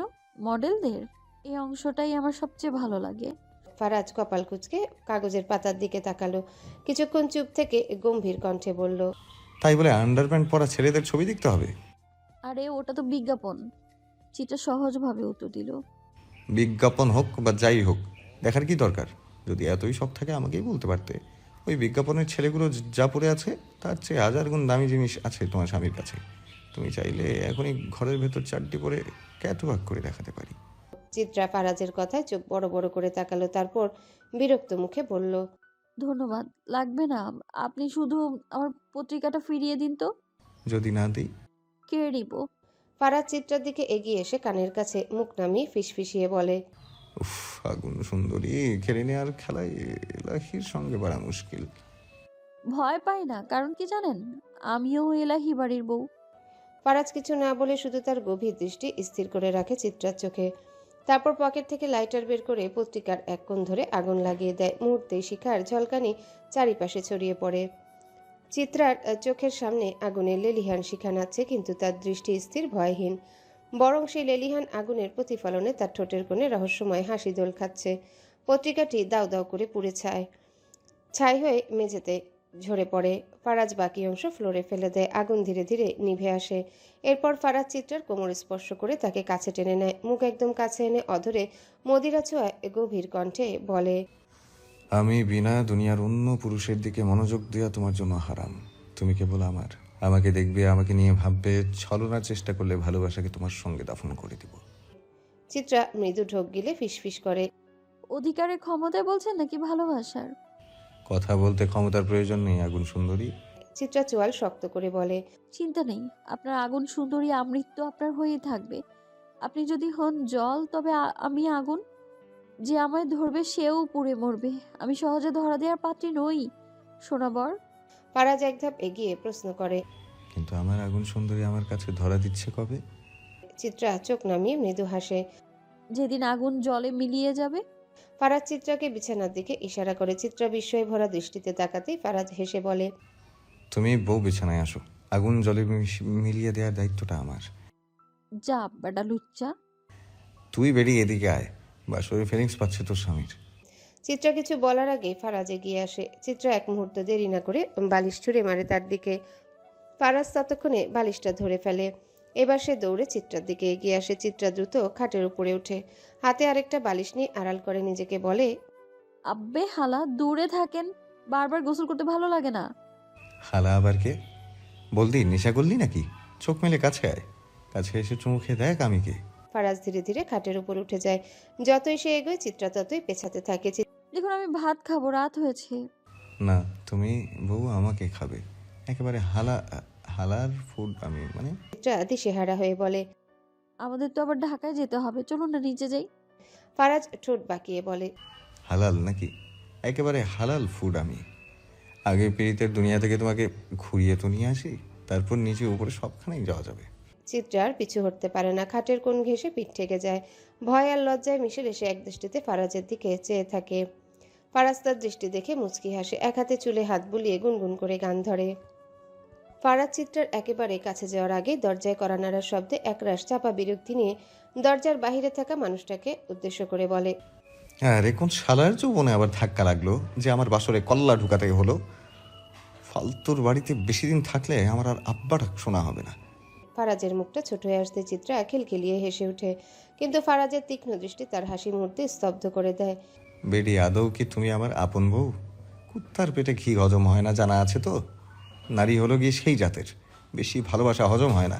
দাঁড়া বেডি, বিদেশে গিয়ে যদি তোরে প্রবাসীর বউ না বানাই, তবে আমার নামও দা ফারাজ এলাহিনা। তখন ইমুতে খালি আমাকে দেখবি আর ভালোবাসার জন্য নুন লাগানোর জোকের মতো ছটফট করবি। ফারাজ আর কথা না বাড়িয়ে চুলে হাত বুলিয়ে দরজার দিকে এগিয়ে যায়। দরজা খুলতে দেখে মিতালি দাঁড়িয়ে আছে। ফারাজ চোখ সরু করে বলল, আরে থোড়ি কমতি ছিল, আয় আয়, তোর তো কাজই অন্যের পিড়িতে ঠ্যাং ঢুকানো। ভেতরে আয়, এসে ভালো করে ঠ্যাং ঢুকা। মিতালি আজকে আর ফারাজের কথায় ঠাস করে জবাব দেয় না, রুমের ভেতর একবার উকি দেয়। চিত্রা বিছানা থেকে ততক্ষণে নেমে ফারাজের পাশে দাঁড়ায়। মিতালি একবার চিত্রার দিকে তাকায়, অন্যবার ফারাজের দিকে। অস্থির চোখে একটা ঢোক গিলে মৃদু কণ্ঠে বলে, আপার সঙ্গে একটু কথা ছিল খালু। খাবার টেবিলে বসে অভ্র গেমস খেলছে। একটু পর ঢাকার উদ্দেশ্যে রওনা হতে হবে, আগে পেটকে শান্ত করাতে হবে, তবেই তো দুনিয়া শান্ত হবে। চিত্রা আর ফারাজ বাহির থেকে যাওয়ার পথে ডিনার করবে, তাই নিচে নামেনি তারা। অভ্রর পাশে বজ্র বসে আছে। আয়েশা দুজনের জন্য খাবার পরিবেশন করেছে। বজ্র নির্বিকার ভঙ্গিতে খেতে ব্যস্ত, তবে অভ্রর খাওয়ার দিকে কোনো মনোযোগী নেই। খান না কেন সরকার ভাই? অভ্র গেম থেকে চোখ সরিয়ে সরু দৃষ্টি ফেলে আয়েশার দিকে। মনে মনে ভাবছে, এই গুয়ালি আজ এত ভালো হয়ে গেল কিভাবে? এই মেয়ে তো মিঠা পানির মাছ না যে মুখ দিয়ে মধু ঝরবে। শাড়ি তো আস্ত একটা নিম গাছ। সরকার ভাই। আয়েশা আবারও ডাকলো। অভ্র গলাটাকে ভারী করে বলল, জি মাননীয় ঘুমন্ত্রী। খাচ্ছেন না কেন? একটু শাক দিই। অভ্র কাঁধ ঝাঁকিয়ে প্লেটে গিয়ে দিতে আয়েশা পুরো শাকের বাটি কাত করে তার প্লেটে ঢেলে দিল। আরে আরে, এত শাক কে খাবে? বেশি শাক খেলে তো গুয়ের রং শাকের মতো হয়ে যাবে। আরে খান না সরকার ভাই। অভ্র দীর্ঘশ্বাস ফেলে এক চিমটি শাক তুলে মুখে নেয়, তারপর স্বস্তির শ্বাস ফেলে বলে, বাহ, রান্না তো দারুণ হয়েছে। এই মর্গের ডাক্তার খাবি নাকি? বজ্র মুখের ভাত শেষ করে শান্ত স্বরে বলে, নিউজের সারাতনকে মর্গের ডাক্তার বলে মানে কি? ভাই কাজটা তো ওই একটাই তোদের, কেটে চিড়ে জিনিস বের করা। খাবি না শাক? না, পেট ভরে গেছে, তুই খা। এই আয়েশা, আমাকে 2 চামচ ডাল দাও তো। আয়েশা বজ্রকে ডাল এগিয়ে দিয়ে অভ্রর প্লেটের দিকে তাকাতেই থমকে গেল। অবাক চোখে দেখলো প্লেট একদম পরিষ্কার, একটুও শাক বাকি নেই। শাকটা কি তবে এতই মজার হয়েছিল? আয়েশা কিছু বলতে যাবে, ঠিক তখনই জমেলা দৌড়ে এসে তেতে উঠে, কি রে সেমরি, লেপটিনের পেছন থেকে যে হাক পাতা তুলে আনছিলি সেগুলো কই, ফালা দিছস নি? অভ্র থমকে যায়, আয়েশার দিকে সন্দেহ ভরা চোখে তাকায়। আয়েশার ঠোঁটের কোণে হাসি চেপে অভ্রকে চোখ মেরে বলেই হো হো করে হেসে ওঠে। বজ্রর মুখ বিরক্তিতে কুঁচকে যায়। ভাগ্যিস শাকটা খায়নি, আনহাইজেনিক খাবার খেয়ে না জানি কি হতো। সে প্লেট একপাশে সরিয়ে বসে। অভ্র আয়েশাকে কিছু বলার আগে আয়েশা দৌড়ে সেখান থেকে পালায়। অভ্র তখনও বোঝার চেষ্টা করছে। কথাটা পুরোপুরি মাথায় ঢুকতেই তার মুখ শুকিয়ে যায়, চোখ স্থির হয়ে যায় শূন্যে। কিছুক্ষণ চুপ থেকে আচমকা উঠে দাঁড়িয়ে চিৎকার করে। বজ্র একবার এদিক তাকায়, একবার ওদিক, যেন বুঝতে পারছে না একই হচ্ছে। ঠিক তখনই জমেলা তার কাঁধে হাত রেখে গম্ভীর গলায় বলে, এই দামরা, আর ইউ মাস্ট গিলবা গো রুমে, আমার স্লিপিং পাইছে আজকে, নো লুমন্স, আই আংরি হাউস সাথে। ইউ ননসেন্স দামরা, আন্ডারস্ট্যান্ড? বজ্র তো চোয়াল অব্দি খুলে যাওয়ার অবস্থা। হিচকি তুলে মনে মনে শুধু বলে ওঠে, হাই আল্লাহ, এখন পাগলের বাড়িতে এসে পড়লাম। এখানে তো দেখি সবাই মানসিক প্রতিবন্ধী। হাসপাতালের করিডোরে কিছুক্ষণ নীরবে পায়চারি করে সোহাগ ধীরে বাইরে বেরিয়ে আসলো। রাত ঘন হয়ে এসেছে। ল্যাম্পপোস্টের ম্লান আলো ঝিমিয়ে পড়া শহরের নীরব রাস্তা আছড়ে যাচ্ছে। মাথা নিচু করে সোহাগ হাঁটছে, পায়ে অদৃশ্য শিকল বাঁধা। ফারাজ বাবা চিকিৎসার জন্য লোক পাঠিয়েছিল বাসায়। চিকিৎসা এখানকার হাসপাতালে 2 দিন চলবে, তারপর ঢাকায় স্থানান্তর। সেখানেও কাজ না হলে বিদেশে নিয়ে যাওয়া হবে। এত তৎপরতা, এত আয়োজন সবই চিত্রার জন্য, কারণ ফারাজ তাকে ভালোবাসে। ভালোবাসার এই প্রকাশে কোনো কার্পণ্য নেই, কারণ ফারাজের টাকার অভাব নেই। যার টাকা আছে তার জন্য ভালোবাসা দেখানো যেন সহজ হয়ে যায়। মানুষকে খুশি করতে তার সময় লাগে না, চিন্তাও হয় না। চিত্রা নিশ্চয়ই খুশি হবে, হওয়ারই কথা। ফারাজ তার পাশে দাঁড়িয়েছে, সাহায্য করছে, নিরাপত্তা দিচ্ছে। সোহাগ থেমে যায় এক পলক। তার কি আছে? না আছে টাকা, না আছে সেই সুযোগ। সেও চেয়েছিল চিত্রাকে খুশি করতে, ভালো রাখতে, কিন্তু পারল না। আর এখন তো সেই চেষ্টাটুকু করার অধিকারও নেই। সোহাগ একটা নিঃশ্বাস ফেলে বলে, তারা হৃদয়ে মিশে অন্যের হয় কিভাবে? অভাবে নাকি স্বভাবে? সোহাগকে চেক শার্টের হাঁটা গুটিয়ে নিস্তব্ধ রাস্তায় বসে থাকা নেড়ি কুকুরটার দিকে একবার চেয়ে আকাশের দিকে তাকায়, গলা ছেড়ে গান ধরে। পেয়ে হারানোর বেদনায় পুড়ে চলেছি সারাক্ষণ। কেন তুমি মিছে মায়ায় বেঁধেছিলে আমায় তখন? সোহানের ব্যবসা ভালোই চলছে। প্রতিদিনের হিসাব, লাভ লোকসান সবই সুমনের হাতে। সুমন সোহানের কালো ব্যবসা সম্পর্কে অনেক কিছুই জানে, জেনেও না জানার মতো থাকে। এসবে ঢুকে লাভ কি? সোহান তো পরিবারের কারো দিকে নজর দিচ্ছে না, কারো সঙ্গে এক খারাপ ব্যবহার কখনো করেনি, তাই অন্যের লুকোনো রূপটা উন্মোচনের তো কোনো প্রয়োজন নেই। অন্তত পরিবারের সামনে সোহান মানুষ থাকুক, অমানুষের মতো রূপটা লুকিয়ে রাখুক, তাতেই চলবে। তবে মাঝে মাঝে মনে হয় মিথ্যার জাল একদিন না একদিন ছিঁড়ে যাবে, কারণ যতই লুকানো হোক শেষ পর্যন্ত সত্যি একদিন পৃথিবীর সামনে বেরিয়ে আসবে। সুমন তার হিসাব শেষ করে সোহানের রুম থেকে বের হতে সিফাত রুমে ঢুকলো। সোহান সিফাতকে নিজ হাতে গড়ে তুলেছে। তার গল্প একেবারে অন্য। সিফাতের কোনো নাম ছিল না, কোনো পরিচয় ছিল না। সোহান তাকে নাম দিয়েছিল, পরিচয় দিয়েছিল। তারা শুধু শরীরে নয়, মন আর আত্মায়ও এক। সোহান লুঙ্গির গিট ঠিক করতে করতে সিফাতকে বলল, খবর কি? ভাইজান, নিকলির আরেকটা বড় প্রজেক্ট আইছে। ভুইয়া কিন্তু কাজের নির্দেশ দিছে, এবার অক্ষর অক্ষরে তা পালন করার পালা। সোহান জবাব দেয় না। তবে ভুইয়াদের সঙ্গে নতুন প্রজেক্টে সামিল হতে পারলে কিন্তু মন্দ হয় না। নিকলির হাওড় এলাকা জুড়ে তার গড়ে তোলা অবৈধ ব্যবসার বিস্তৃত সম্পর্কে আজও জানে না। সবাই জানে ভুইয়া নামের কেউ একজন আছে যে নির্দেশে সকল অবৈধ ব্যবসা হয়, কিন্তু তাকে আজ অবধি কেউ দেখেনি। সবাই শুধু তার নামের পদবি জানে, কেউ তাকে জানে না তার নাম কি, কে সে, দেখতেই বা কেমন। একেবারে ভুইয়ার কাছে মানুষগুলোই হয়তো তার সম্পর্কে জানে। কথায় আছে না, বাপেরও বাপ আছে, ভুইয়ারাও তেমন। দেশীয় অবৈধ ব্যবসার বাপ বলে তোকে তাদের। তবে ভুইয়াদের ব্যবসার একটা বিশেষত্ব হলো তারা নারী পুরুষ ভেদাভেদ করে না, উভয়কে ঘিরেই তাদের ব্যবসা। সোহান ভুইয়াদের সঙ্গে কাজ করে কালো জগতে প্রবেশ করেছে। সোহানদের কাজ শুধুমাত্র প্রজেক্টের জন্য মাল রেডি করা, তবে মাল জায়গা মতো পৌঁছানোর দায়িত্ব ভুইয়াদের। কদিন আগে যে প্রজেক্টটা সফল করেছে তাও ভুইয়াদের আন্ডারে ছিল। আগর নতুন প্রজেক্টে কি নিয়া? 100 মানুষ লাগবো, 50টা মেয়ে মানুষ, বাকি 50 পুরুষ মানুষ। এত মানুষ দিয়ে সালারি করাটা কি? ডান্ডা চালাইবো ভাইজান, বুঝেন না? ফারাজ চিত্রার মসৃণ হাতটি দৃঢ়ভাবে ধরে সিঁড়ি বেয়ে নিচে নামছে। চিত্রার পরনে গভীর রাত্রির মতো কালো একখানা শাড়ি, যার প্রতিটি ভাঁজে গাঢ় নিঃশব্দতা জমে আছে। সাজগোজে কৃত্রিমতার ছায়া নেই, অথচ তার অনবদ্য সৌন্দর্য নিঃশব্দে শাসন করছে চারিপাশ। ঠোঁটে একটুখানি রানী গোলাপি লিপস্টিক, সেও কোনো রক্ত জবার নিঃশ্বাস। এই লিপস্টিকই ফারাজ উপহার দিয়েছিল। চিত্রাকে দেখা মাত্র আয়েশা ছুটে এসে শুধায়। চিত্রার উত্তর দেওয়ার অবকাশ হওয়ার আগেই ফারাজ পকেটে হাত গুজে চিত্তাস্বক ভঙ্গিতে সাড়া দেয়। তো টেস্টের দরকার নেই, ওইটা আমি অনেক আগেই টেস্ট করে ফেলেছি। তার কণ্ঠের ইঙ্গিতপূর্ণ রসবোধে হলরুমে প্রবেশ করা রুমানার মুখ ফস করে ওঠে। তওবা, ছেলেটারা মানুষ করতে পারলাম না। হলরুমে তখনও ব্যস্ততা ও শোরগোল। অভ্রঘরের লাগেজগুলো বাহক দিয়ে গাড়িতে তোলাচ্ছে। বজ্র তার সঙ্গে। ক্ষণস্থায়ী যাত্রা হলো, প্রস্তুতিটা দীর্ঘ অভিযানের মতো। চিত্রার কাছে মিতালি আর আয়েশা মানে অন্যরকম মানসিক আশ্রয়, তাই তাদের ছাড়া 2 দিনের ভ্রমণও তার কাছে ভাবনার অতল ছিল। দুজনকেই সঙ্গে করে সে ঢাকায় নিয়ে যাচ্ছে। উপরন্তু ফারাজ সারাদিন থাকবে এই কাজের দিক চিহ্নে নিবিষ্ট। বাসায় একা একা চিত্রার দিন মিতালি আর আয়েশাকে ছাড়া কি করে কাটবে? এক এক করে হল রুমে জড়ো হয় ফারিয়া, নদী, নুরি, মোহনা ও নীরু। নীরু প্রথমে আসতে চায়নি, ভেতরে ভেতরে দ্বিধা ও ক্লেশে জর্জরিত ছিল সে। কিন্তু ফারাজের প্রতি তার নিঃশব্দ নিঃশেষ প্রেম তাকে বসে থাকতে দেয়। যাওয়ার আগে ফারাজকে চোখে না দেখলে এই 2 রাতই তার কাছে হয়ে উঠত নিদ্রাহীন অপেক্ষার বন্দিশালা। আম্মা জান, জলদি আইসা পইরো। যদিও তুমি না গেলেই পারতা। পুরুষ মানুষে গো কত কাম থাকে, কত দিকে দৌড় পারন লাগে। সবখানে কি আর ঘরের বউরে নিয়ে যাওয়ান যায়? বউগো কাম থাকা, ঘর সামলানো, বাচ্চা পয়দা করা। ফারাজ এক মুহূর্ত চুপ থেকে ঠোঁট বাঁকায়, তারপর স্বরটা দৃঢ় করে বলে ওঠে। হ্যাঁ আম্মা, বাচ্চা পয়দার নমুনা তো দেখছি। এত বাচ্চা বাড়িতে যে তাদের ড্রাইভার দিয়ে ডাস্টবিন ভরে গিয়েছে, আর বাকি রইল সংসার সামলানো। তো সামলাও না। আমার জন বাদেও ঘরে বউয়ের অভাব নেই, ওদের সামলাতে বলো। নিজে সামলাও। চিত্রা কোথায় যাবে, কখন যাবে, কয় ডজন বাচ্চা পয়দা করবে, তার সিদ্ধান্ত একান্ত আমি নেব। বউটা যেহেতু আমার, তাই তোমাদের অত না ভাবলেও চলবে।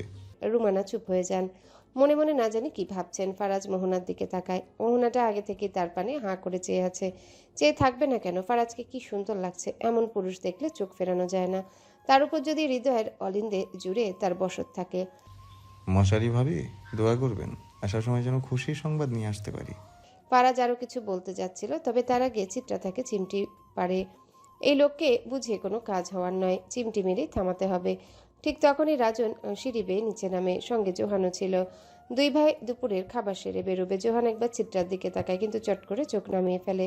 তবে পর মুহূর্তে তার দৃষ্টি গিয়ে পড়ে মিতালির উপর। মিতালি নিচের দিকে তাকিয়ে, মনোযোগ অন্য কোথাও। জোহান রাজনের দিকে তাকিয়ে চোখের ইশারায় কিছু বোঝায়। রাজন সে ইশারা বুঝে খাবার টেবিলের দিকে এগিয়ে যায়। তবে তার আগে চিত্রা রাজনকে পেছন থেকে ডেকে বলে। রাজন থেমে যায়, পেছনে ফিরে সৌজন্যমূলক হাসি দিয়ে বলে, দোয়া করি সুস্থভাবে যেন বাড়ি ফিরতে পারো। ফারাজ রাজনের দিকে চেয়ে আছে। কিছুক্ষণ চুপ থেকে চিত্রার হাতটা আরো শক্ত করে ধরে বলে, এসে যেন দেখি ভাই তুমিও সুস্থ আছো। মানুষের তো আবার বিপদ আসতে সময় লাগে না। এতক্ষণ বাইরে দাঁড়িয়ে থাকা বজ্র ভেতরে প্রবেশ করে। বিরক্ত হয়ে দরজার কাছে এসে দাঁড়ায়। বারবার ফোন করেও ফারাজ কল ধরছে না। দরজার সামনে গিয়ে দাঁড়াতেই সে দেখে ফারাজ চিত্রার হাত ধরে আছে, কথা বলছে। কিছু সময় স্থির তাকিয়ে থাকে সেই দৃশ্যের দিকে। একটা শুষ্ক ঢোক গিলে কণ্ঠ খাকারি দিয়ে ফারাজকে ডাকে। ফারাজ, জরুরি কথা ছিল। ফারাজকে ডাক দিতে ফারাজ পেছনে তাকায়। বজ্রকে দেখে হেসে বসে। ওহে বজ্রপাত চুনা পাখি, আসতেছি। ফারাজ চিত্রার হাত ছেড়ে বলে, আমি আসছি, 2 মিনিট আগুন সুন্দরী। ফারাজ বজ্রর সঙ্গে বাহিরে গিয়ে কথা বলতেই রাজন মিতালিকে বলে, তুমিও যাইতেছো নাকি? সব গেলে গা কাম করবো কে? মিতালিকে কথা বলার সুযোগ না দিয়ে চিত্রা তার হয়ে জবাব দেয়, ভালো। রাজন হাত ঘড়ির দিকে তাকায়। মুখের কোণে বাঁকা হাসি খেলা করছে। মুহূর্তে মিতালির ফোনে কল আসে। কল রিসিভ করতে মিতালির শরীর কেঁপে ওঠে। ওপাশ থেকে অশ্রুরুদ্ধ একটা কণ্ঠ ভেসে আসে, তোর আব্বার আম করে রাইখাস চইলা গেছে। মিতালি রাজনের দিকে স্তম্ভিত নয়নে তাকায়। মুখে তার সেই বাঁকা হাসি। নির্জন রাত, মেঘে ঢাকা আকাশ কান্নার ভার বহন করছে। সারা দেশ জুড়ে অস্থিরতা। কোথাও কালবৈশাখীর আগমন, কোথাও বজ্রসহ বৃষ্টি। বঙ্গোপসাগরের বুকে ইতিমধ্যে সৃষ্টি হয়েছে একটি নিম্নচাপ। আবহাওয়া অধিদপ্তরের সতর্ক বার্তায় মানুষের মধ্যে দুশ্চিন্তার ছায়া নেমে এসেছে। সন্ধ্যার পর থেকে আকাশ জুড়ে একটানা গুড়ি গুড়ি বৃষ্টি শুরু হয়েছে। হয়তো আকাশ নিজেই নীরবে ফুপিয়ে কাঁদছে। এমন এক রাতে শহরের অচেনা রাস্তায় মিতালি দাঁড়িয়ে আশ্রয় নিয়েছে একটা বন্ধ চায়ের দোকানের ভাঙা চাতালের নিচে। ভিজে কাঠ হয়ে যাওয়া এই দোকানটাই তার একমাত্র ঢাল। অটোরিকশা, রাস্তায় কোনো যানবাহনের দেখা নেই। মেঘাচ্ছন্ন বাতাসে ছায়া হয়ে মিলিয়ে গেছে তারা। চারিদিকে অদ্ভুত স্তব্ধতা, মৃত শহরের মতো নিঃশ্বাস, নীরব। মিতালির চোখে জল বৃষ্টির ফোঁটার সঙ্গে মিশে তা ঝরে পড়ে চাতালের ফাঁক গলে জমে থাকা পানিতে। সেই পানির ঢেউ যেন তার যন্ত্রণার প্রতিধ্বনি। এই শহরে হাজারো মানুষ থাকলেও এই মুহূর্তে সে কেবলমাত্র একা। রাস্তায় একটা কুকুরও নেই। হয়তো কোনো ছাউনির নিচে কুকুরে ঘুমাচ্ছে। আজ হয়তো প্রকৃতি নিজেই তার সমস্ত সত্তা গুটিয়ে নিয়েছে। মিতালির হাতের মোবাইল ফোনে একের পর এক বৃষ্টির ফোঁটা পড়ে যাচ্ছে। স্ক্রিনটা নিস্তেজ হয়ে গেছে। বারবার চেষ্টা করেও কাজ করানো যাচ্ছে না। বাড়িতে ফোন করার শেষ আশাটুকু মিলিয়ে গেছে। প্রকৃতির মন আজ তারই মতো ভারাক্রান্ত। আকাশ কালো, বাতাস ভারী। আর এর মধ্যে খবর এলো তার বাবা ৬২ বছরের জীবন শেষে পৃথিবীর সব মায়া কাটিয়ে চিরদিনের মতো চলে গিয়েছেন। মায়ের মৃত্যুর পর থেকে বাবাই তো ছিলেন একমাত্র আপন। যতই দূরে থাকুন, যতই কঠিন হন, বাবা তো শেষ পর্যন্ত বাবাই। শহরে আসার পর মিতালির আর বাবার সঙ্গে দেখা হয়নি। জীবন যুদ্ধে টিকে থাকার তাগিদে একসময় ছোটখাটো কাজকে কাটছিল দিন। এলাহি বাড়িতে কাজ পেয়ে একটু স্বস্তি এসেছিল বটে, কিন্তু আজ সেই স্বস্তিটুকু বিষাদের ভারে দমচাপা। চিত্রা আপার সঙ্গে জরুরি কথা ছিল, কিন্তু আজ সকাল থেকেই ফারাজ এলাহি কঠোর হয়ে উঠেছেন। কথা বলার সুযোগ তো দিলেনই না, উপরন্তু দরজাও বন্ধ করে দিয়েছেন। মিতালি অনেক কিছু বলার জন্য প্রস্তুত ছিল। ভাবছিল ঢাকায় গিয়ে সব খুলে বলবে, কিন্তু সময় তো আর কারো কথা শুনে না। সময় তার নিয়মেই চলে। একটা দীর্ঘ নিঃশ্বাস ফেলে মিতালি। বৃষ্টির ফোঁটায় তার বাবার নিথর দেহটা হয়তো এখনো ভিজছে কোথাও। এক অসহায় অনুচ্চার কান্না তার চোখে জমে ওঠে। মানুষ এই দুনিয়ায় থাকে সামান্য, কিন্তু মায়ায় বাঁধে অসামান্য। যদি একদিন চলে যেতেই হয়, তাহলে এত মায়ার কারবার কেন? বৃষ্টির মাঝে দাঁড়িয়ে থাকা মিতালি আজ নিঃসঙ্গ, নিস্তব্ধ। এই নিস্তব্ধ শীতল শহর তার শোকের বোঝা এক ফোঁটাও ভাগ করে না নেয়। মিতালি চোখ বন্ধ করে, চোখের সামনে ভেসে উঠে ফেলে আসা শৈশব। মনে পড়ে যায় তার শেকড় মাইকচর, হোসেনপুরের বুক চিরে বয়ে চলা ব্রহ্মপুত্রের তীর ঘেঁষে গড়া সেই অপূর্ব গ্রামের কথা। বৃষ্টির ফোঁটায় ধুয়ে যাওয়া মাটির পথঘাট, নতুন ধান গাছের ঘ্রাণে বাতাসে ভরে ওঠে স্নিগ্ধতা। সবকিছুই ছবির মতো ভেসে ওঠে। বাঁশঝাড়ে জলের ফোঁটা লেগে যখন হালকা হাওয়া বইতে থাকে, তখন সেই শব্দ এক ধ্রুপদী সঙ্গীত হয়ে উঠত। নদীর কূল বেয়ে ধীরে ধীরে পানি বাড়ত। ঘর থেকে ঘরে মৃদু আলো ঝলমল করত। সবই ছিল প্রকৃতির নিজস্ব দীপাবলির আয়োজন। সেই গ্রাম, সেই নিঃশব্দ সৌন্দর্য এখন শুধু মিতালির স্মৃতির খেয়ায় ভাসে। চোখ বন্ধ করলে সে সব অনুভব করতে পারে। সেই সব কাঁচা রাস্তার পাশে দাঁড়িয়ে থাকা তালগাছগুলো, যেগুলোর পাতায় বৃষ্টির ফোঁটা পড়লে মর্মর ধ্বনি উঠত, সেগুলো আজও তার জায়গাতেই আছে। শুধু মিতালি হারিয়ে গিয়েছে সময়ের ভারে। ভাটার সময় কাদার গন্ধে মিশে থাকা শৈশবের গল্প আজও গল্প হয়ে মগজে গেঁথে আছে। মিতালি ছোটবেলায় পা ডুবিয়ে রাখত নদীতে, মাছরাঙার ডাকে চমকে উঠত, কখনো বা নৌকার দোলায় দুলতে দুলতে ঘুমিয়ে পড়ত। এই নদী শুধু জল নয়, এটা ছিল তার একান্ত সহচর, তার গোপন কথা শোনার নীরব বন্ধু। শরতে নদীর তীরে কাশফুলের রাজ্য গড়ে ওঠে। সেই সাদা তুলোর মতো দুলে ওঠা কাশফুলের মাঝে দাঁড়িয়ে থাকলে মনে হতো যেন সময় থেমে গেছে। বাতাসে ঘাসের ঘ্রাণ, পানির গন্ধ আর শুকনো মাটির গরম শ্বাস মিলিয়ে নেশা তৈরি হতো। মিতালি এখন সেই স্মৃতির পাহাড়ে বসে আছে। এই শহরে ঠান্ডা চাতালের নিচে আরেকটা ধাক্কা খাওয়ার পর একবার চোখ বন্ধ করে ফেললো, আর তখনই নদীর ঢেউয়ের শব্দ কানে বাজলো। দূরের মাটির গ্রান ভেসে এলো তার কাছে। ফোন বাজছে, বাড়ি থেকে ফোন এসেছে। পরপর দুটো কল বাজার পর তৃতীয়টা ধরতে পারে মিতালি। বাটন যে কাজ করেছে তাই অনেক। মিতালি কল রিসিভ করে হ্যালো বলার আগে মাটির সেই সোদা গন্ধ হঠাৎ করে বদলে যায় সিগারেটের তিক্ত গন্ধে। গন্ধের হদিস করার আগে পেছন থেকে দুটো অন্ধকার হাত তার মুখ চেপে ধরে। হাত থেকে ফোনটা ছিটকে মাটিতে পড়ে যায়। চাপা গোঙানির শব্দে চারিপাশ কেঁপে ওঠে, তবে সেই শব্দ বৃষ্টির গর্জে ওঠা শব্দ আড়াল করে দিয়েছে। পড়ে যাওয়া ফোনের ওপাশ থেকে সৎমায়ের কান্না ভেজা গলা ভেসে আসে। মারে, তোর বাপরে জানাজা ফরজের সময়, তুই আইবি না বাপের শেষ দেখা দেখবার? মিতালি কোনো জবাব দিতে পারে না। না চাওয়ার এই অপারগতা তার ইচ্ছের বিরুদ্ধে নয়, বরং বাস্তবতার নিষ্ঠুর হাতে বন্দী হয়ে যাওয়ার নীরব স্বীকৃতি। সময়টা সত্যি তার পক্ষে নয়, কারণ আজ তার জীবনের সবচেয়ে অন্ধকার রাত। চিত্রা সহজ সরল এক মেয়ে, অভিমান করে রাগ করে হঠাৎ চুপচাপ হয়ে যায়। এই সবই তার ভালোবাসার নিঃশব্দ প্রকাশ। ফারাজ জানে চিত্রার এমন আচরণের আড়ালে গভীর টান লুকিয়ে আছে। ফারাজে দু হাত বাড়িয়ে মানুষটিকে বুকের পাঁজরে আগলে ধরতে ইচ্ছা করে। এই মুহূর্তে চিত্রা ঘুমিয়ে আছে ফারাজের বুকের উপর মাথা রেখে। শরীরটা খারাপ, গাড়িতে উঠলেই তার মাথা ধরে বমি পায়। প্রতি সফরেই এমন হয়, আর ফারাজের বুকের মধ্যে তখন হাহাকার জাগে। ইস, যদি এই কষ্টটা ভাগ করে নেওয়া যেত। চিত্রার এমন অসহায় অবস্থায় ফারাজ কখনোই চায় না তাকে একা ফেলে গাড়ি চালাতে। যদিও ড্রাইভ করা তার খুবই পছন্দ, আজকে ইচ্ছে ছিল, তবে সে ড্রাইভ করেনি, কারণ ব্যাক সিটে একা চিত্রাকে রেখে গাড়ির স্টিয়ারিং ধরার মতো শক্তি তার নেই। আব্র আর আয়েশা পিছনের গাড়িতে আছে, সামনের গাড়িটা বজ্রের, মাঝখানে তারা দুজন, ফারাজ আর চিত্রা। ফারাজকে জলদি কাজ শেষ করে আসল ঠিকানায় ফিরতে হবে, তাহলে মিথ্যা দুনিয়ায় এত মায়া করিয়ে কি হবে? ভালোবাসা দিয়ে দুঃখ কি নেই বা লাভ কি?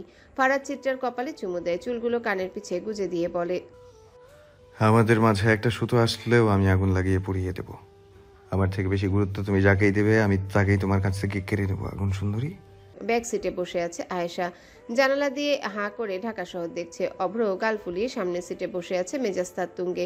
ঢাকায় কত জরুরি কাজে তারা এসেছে সেটা কেবল সে জানে। মাছ দিয়ে এই গুওয়ালি মাতারিকে আনার দরকার কি? ঢাকার মেনশনে কি মেয়েদের অভাব? আয়েশা জানে না গাড়ির ডোর গ্লাস কি করে নামাতে হয়। সে অনেক কষ্টে এদিক ওদিক চেপে গাড়ির গ্লাস নামিয়ে মাথা বাহির থেকে বের করে। অভ্র পেছনে ঘুরে এহেন দৃশ্য দেখে চটে যায়।